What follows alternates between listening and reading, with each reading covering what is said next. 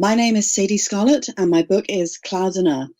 Clouds and Earth is the story of a veteran, a soldier of a war which has taken place in the future.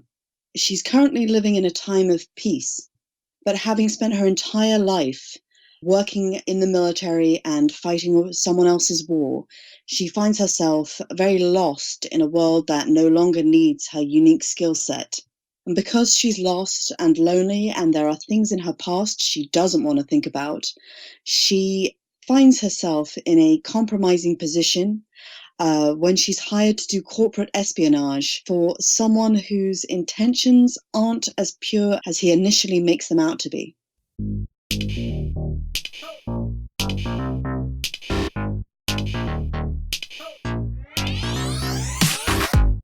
Book lovers unite! I'm Demethius Jackson, and you're listening to the Chapter 1 podcast. The greatest stories ever written all begin with Chapter 1. In each episode, our guest authors will share their first chapters with you. Hey everybody! On today's episode, I'm going to be speaking with Sayde Scarlett, who's a fantastic author and whose personal story is just as interesting as the one she wrote. She's the author of Clouds and Earth, which is a story that takes place in a future society that is not dystopian. It's filled with all types of technology and all types of people who are just trying to find their way through it. And sometimes it gets a little hard to tell what direction you're going in life and if it even really matters. So, Sayde brings to us today a story of advanced technology and some critical philosophical thinking. And as I mentioned before, she herself has a pretty interesting story, and she'll talk about how she transitioned from stage acting to financial crime investigations. Yeah. So here we go. Sayde Scarlett, Clouds and Earth, starts right now. She walked into the room where the cadets and officers were now socializing. Looking around, she began walking down the corridor where the birdsong seemed to come from. It became louder, and she made her way through several rooms until finally she found a small aviary full of songbirds. Without hesitating, she opened the aviary door, and the songbirds flew straight out through an open French window, over the balcony and into the night sky. She followed the birds onto the balcony and slipped off her high heels. She unpinned the medals from her chest and let them fall through her fingers to the floor, and dropped her clutch beside them. Sandy moved a chair and, stepping onto it, tentatively climbed onto the stone balustrades. A midnight breeze moved the hair away from her face as she looked down at the street below. The tabs could remove the visions from her mind, but they could not take the sorrow from her heart. There were wounds beneath her skin that were just not healing, that would never heal, and now they were festering and churning her guts. Every day she woke up, and the pain would still be there, ever present on her chest, making it hard to move, to eat, to live. She may have once been a hero to some, but she was not anymore, and she would never be again. Careful! Lyndon Hamilton strode onto the balcony. You might fall. His voice jolted Sandy from her trance-like state. I'll only fall if I want to, she said without turning around. Okay, but why don't you come down from there anyway? Sandy did not respond. He looked around and said with some trepidation, Please come down, you're making me anxious. I'm fine, said Sandy. And to prove that she was in perfect control, she performed a round-off on the balustrade and hopped down, giving a little curtsy after she landed soundly. Wow, he said, gesticulating as though he were applauding, a coy smile on his face. I never believed you were as impressive as everyone says you are. Not until this very moment. You still shouldn't believe what they say, she said awryly. The truth is much worse. I've been wanting to make your acquaintance for some time now, Sandy. I'm a fellow epistomophiliac. He picked up her medals and clutch and offered them back to her. She slid them off his hands and held them close to her body. You must be, she sounded impressed. Very few people know that. I know you collect books. You outbid me at an auction. Have you ever considered working in the private sector? All I've ever been is a soldier. Sandy looked uninterested. But you're much more than that. In the private sector, you'd be called a hacker, a detective, a thief, a murderer, a mass murderer. If you're not upholding the monopoly on the legitimate use of force, you're constrained by it. You're gaming the system, or you're a victim of it, Sandy said, trying to stem the conversation. Oh my goodness, that's rather contrarian for a soldier. Don't worry, I won't tell Commander Moreau. Hamilton gave Sandy a little wink. It wouldn't matter. She's given me the silent treatment. How so? Asked Hamilton. I'm being decommissioned, said Sandy, forlorn. So before we get into the book, I actually wanted to take a moment to talk about you, because you grew up in Dubai, which is a place I've always wanted to visit. But you've also lived in the UK. And in addition to being an author, you also work as a financial crimes investigator? Yes, I do. I work for an international bank right now, and I work in the anti-crime department. Some of it is quite dry, but I find it very interesting. And I initially trained as a journalist, and I wanted to be an investigative journalist. And I sort of was in the UK, and I felt that the prospects weren't that great, or a lot of journalists were being laid off. So I went to the Middle East and I took a job in finance, and I initially wasn't in the crime department. Then I got transferred into the crime department, and I really loved it. I sort of used my sort of investigative skills that I already had. And yeah, I definitely knew that that was the right department for me to be in. Right. And before that, you were also doing performing arts as well? Yeah, so I initially wanted to be an actress. Yeah. That was my like childhood dream, and it didn't work out. I was in London. I was an actress for a couple of years, and I got very little work. And after a while of doing like part-time jobs to try and make ends meet, I just had to give it up. I was just too tired of keep working, and then never getting any jobs. Yeah, that makes a lot of sense. And, acting is a tough gig. But the cool thing that you seem to have done is you're now an author. So in a sense, with your first book, Clouds and Earth, you've merged those two worlds together, performing art and financial law enforcement. I know. And the acting taught me how to tell stories, because one of the things I used to love was improv. Hmm. And I once had an improv troupe, and what we would do was we would do an hour play on stage without a script. Wow. So yeah, we would like learn story structures, and people would give us suggestions, and then we would build a whole story off the story structure. Hmm. And I basically used the story structure the way that we were shown how to build a play to write the book.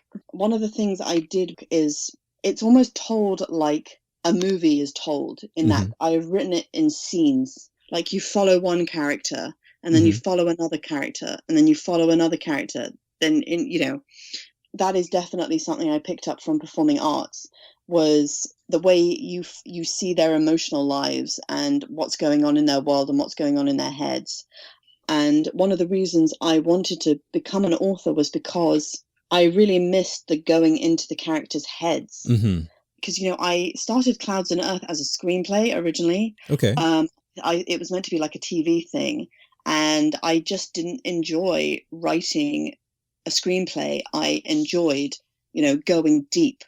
Well, it sounds like the characters were talking to you. Sometimes when you begin in a format like a screenplay and it just doesn't go as deep as you wanted to, it sounds like those characters really just wanted to come alive on the page. Yeah, and I definitely feel like my advice to any author would be go and take improv classes, because the way it trains your mind to sort of say yes and what happens next, and yes and then and that Hmm. definitely, that's just basically the foundation of good storytelling.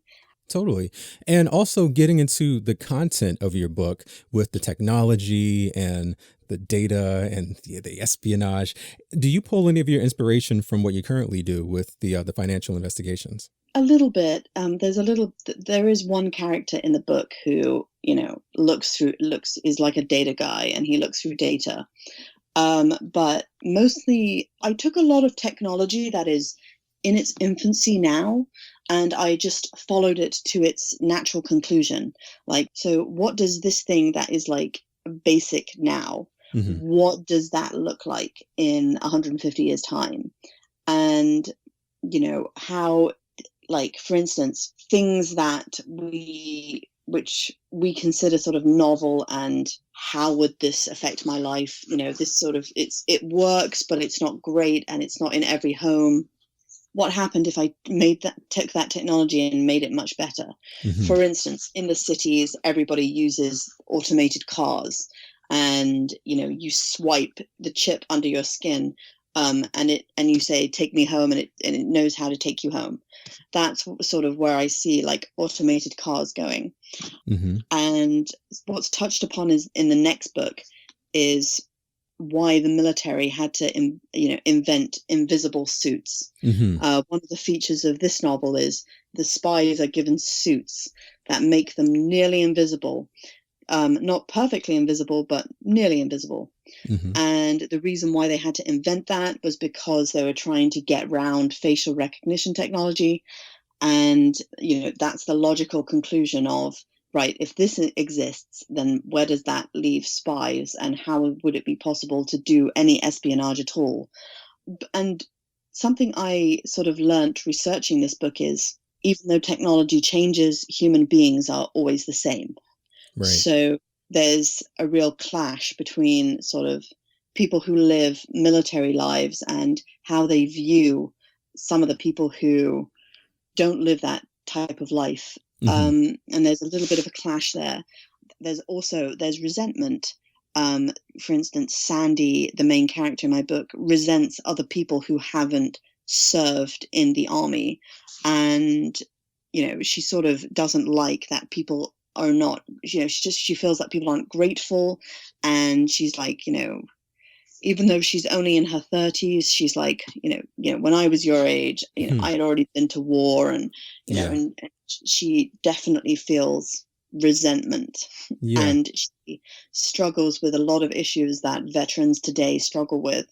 So, when you're writing for the future, one of the things you have to keep in mind is human beings are still exactly as they are now. Yeah. Well, I love the way that you use technology within the story. I mean, it's almost as if it not only creates texture for the story, but it's also a character itself.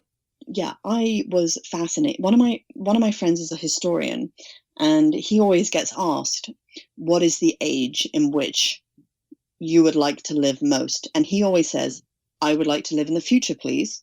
And everybody, that surprises everyone. But he's like, "Look, why would I go back to a time before antibiotics? Why would I go back to a Hmm. time for contraception or vaccines?" Or computers or phones. We have all this wonderful technology now, and our lives are better. Why on earth would I want to go back? I'm a historian. I know how bad it was.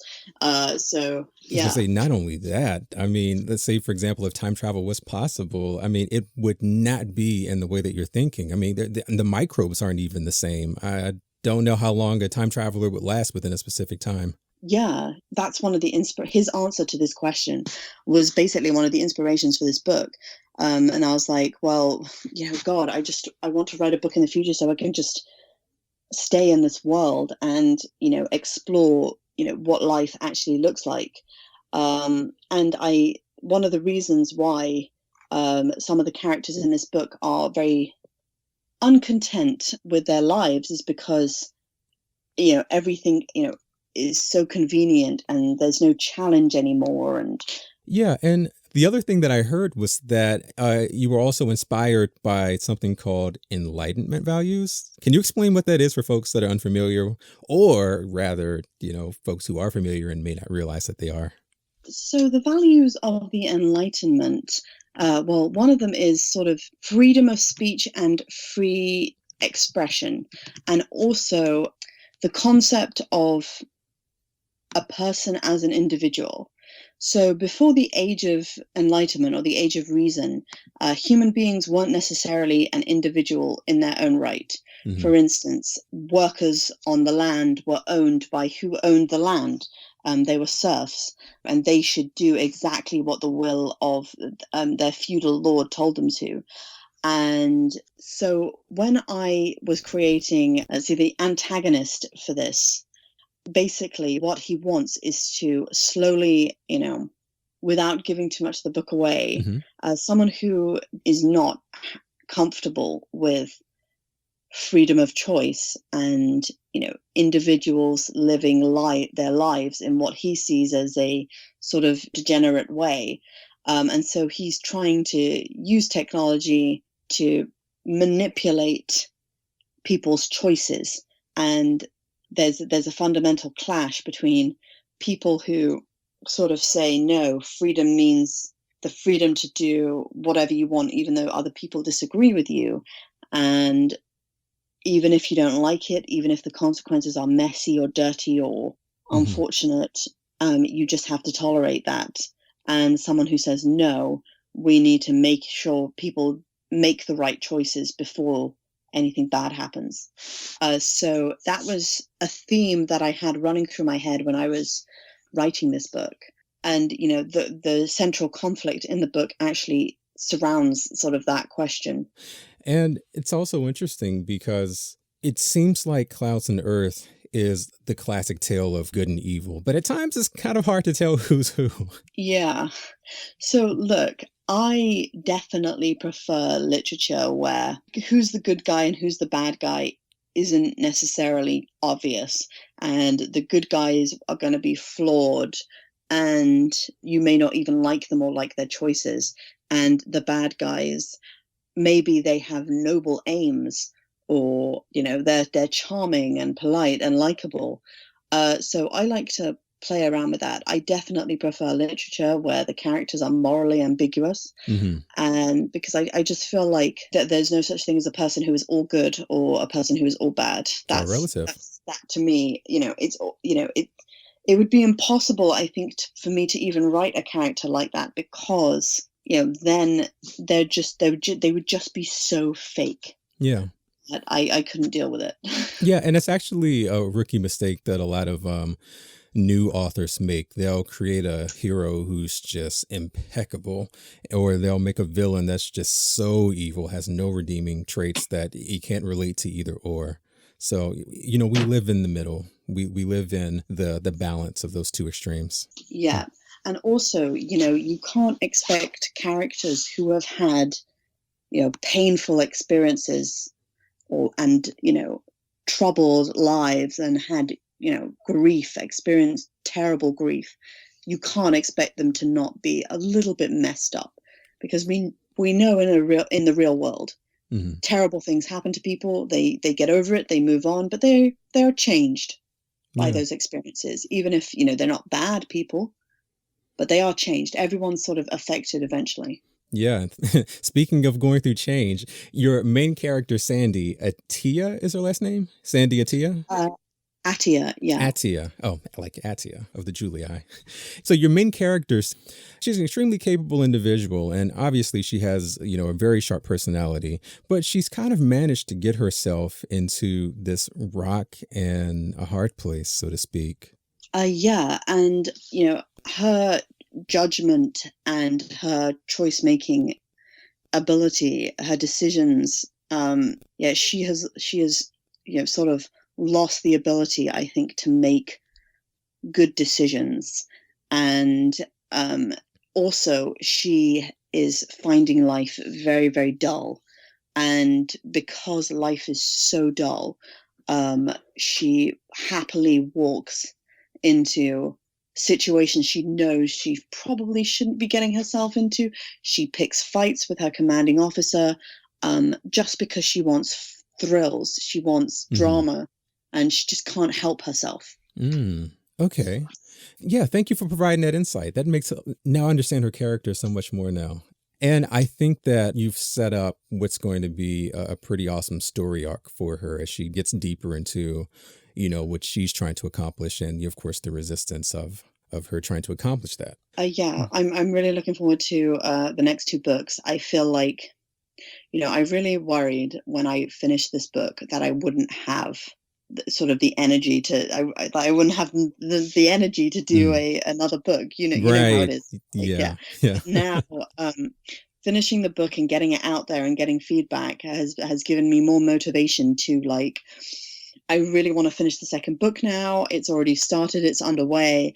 And I feel like, okay, where is this going? And now I really want to answer that question.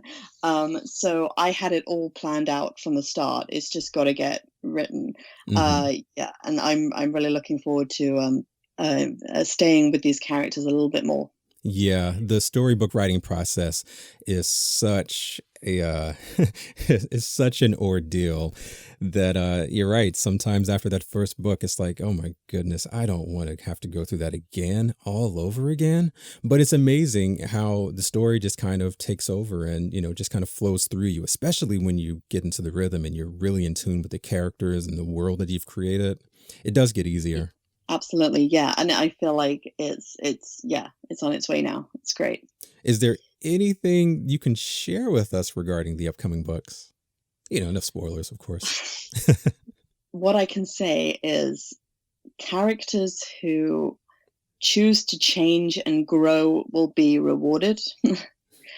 Characters that resist growth and making good decisions will have to suffer the consequences of their actions. Ooh. And that's what I can say. Okay, good stuff. The people who will enjoy this book are people who enjoy seeing different visions of the future. I've come at this book with a different angle. A lot of books set in the future are dystopian. This is actually not dystopian. Part of the conflict is, maybe the character is dystopian, but the world they live in isn't, and that's part of the conflict. You'll also like this book if you enjoy, technology and future technology. And also if you enjoy moral ambiguity and tough philosophical questions. If that sounds like you, then you're the person who will like this book. Right on. Well, thank you for speaking with us today. Where can readers go online to learn more about you and your stories? The best place to go is my website, www.sayde-scarlett.com. And that will link to my Amazon page. And you can see other writing I've done.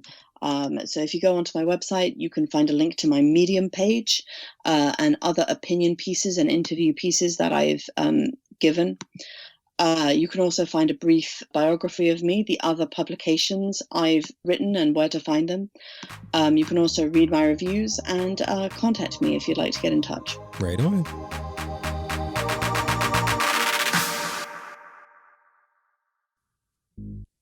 And with that, we're going to wrap up another episode. Thanks again to Sayde Scarlett. If you have any questions for her or for me, or an author who you think would be a good fit for the show, let me know. Connect with me on social media. I'm on Twitter, Facebook, YouTube, or send an email to info@ch1podcast.com. Check out our website at ch1podcast.com, where there you can listen to previous episodes and hopefully find your next favorite author.